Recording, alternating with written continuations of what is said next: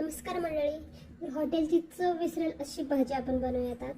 चला तर त्यासाठी लागणार आहे आपल्याला पनीरचे छोटे छोटे काप करून घ्यायचे आहेत. नंतर ते तेलामध्ये सॉफ्ट होईपर्यंत परतून घ्यायचे. त्यानंतर त्याच कढईमध्ये जिरे, कांद्याची पेस्ट घालून कांदा लालसर होईपर्यंत परतून घ्यायचा आहे. त्याच्यामध्ये टाकायचं आहे अद्रक लसूण पेस्ट, ती पण थोडी खालीवरती करून घेतल्यानंतर त्याच्यामध्ये टाकायचं आपल्याला टोमॅटो प्युरी मस्त अशी लालबुंद तेल सुटेपर्यंत परतायचे आहे. त्यानंतर त्यात टाकायचे मसाले, हळद, लाल मिर्च पावडर, गरम मसाला, पनीर मसाला टाकून मसाले तेल सुटेपर्यंत परतून घ्यायचेत. त्यानंतर त्याच्यामध्ये कांदा, शिमला मिर्च, टोमॅटोचे उभे आणि आडवे काप केलेले टाकायचे आहेत.